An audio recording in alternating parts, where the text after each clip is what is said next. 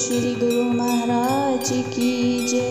बोल मेरे श्री परमहंस दयाल महाराज की जय।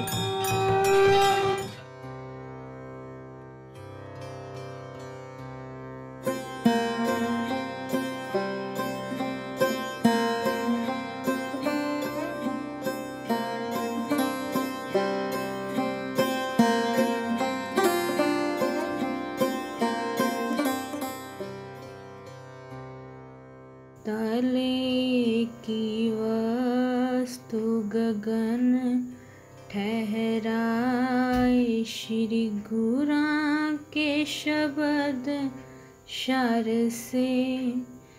सो सूरा सो पूरा, बल में वे वरते हरिओम। जय श्री जगतारण।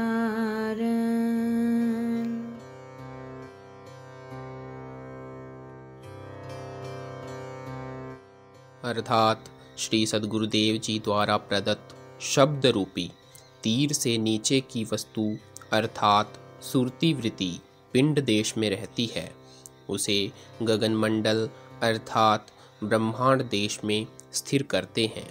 वही पूरा शूरवीर और बलवान है जो इस महान कार्य को करने में सफल हो जाए।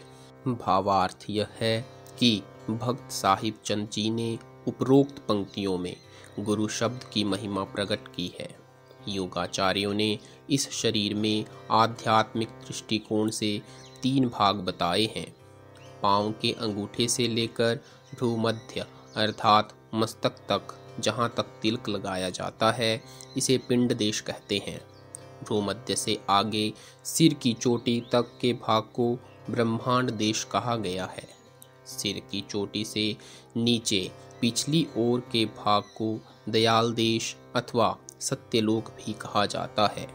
प्राचीन काल में पिंडी चक्रों के भेदन से योग साधना आरंभ होती थी, किंतु वर्तमान समय में तत्वदर्शी महापुरुषों ने समय की परिस्थितियों को ध्यान में रखते हुए तथा मानव मात्र की सुविधा के लिए योग साधना का श्री गणेश भ्रूमध्य से कराया। जीव की सुरती वृत्ति पिंड देश में फैली हुई है। शरीर की हंगता ममता के कारण ही यह जीव सदैव दुखी और व्याकुल रहता है।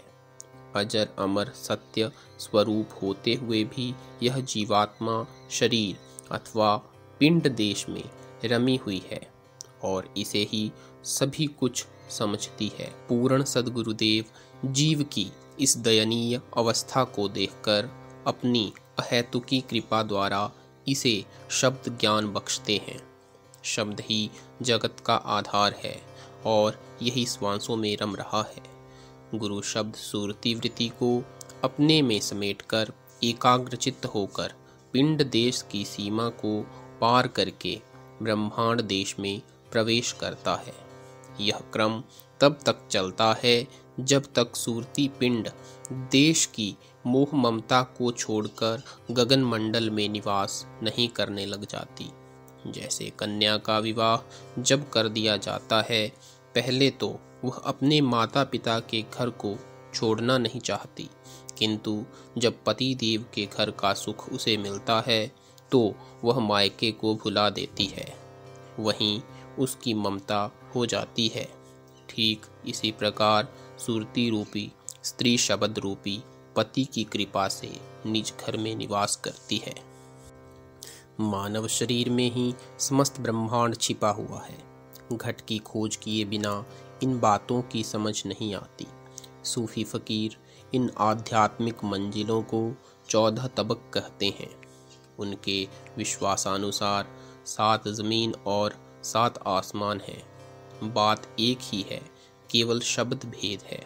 14 तबक से तात्पर्य पिंडी और ब्रह्मांडी चक्रों से है। यह चक्र इस प्रकार हैं।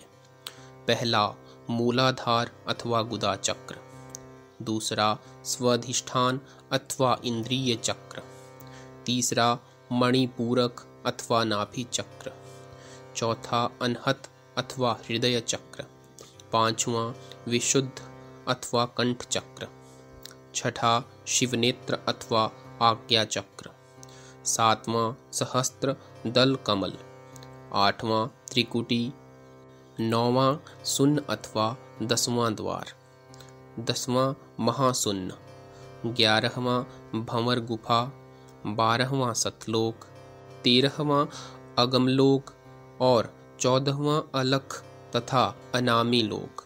इन आध्यात्मिक मंजिलों को तय करके सुरती वृत्ति शब्द की कृपा से सत्यलोक में प्रवेश करती है।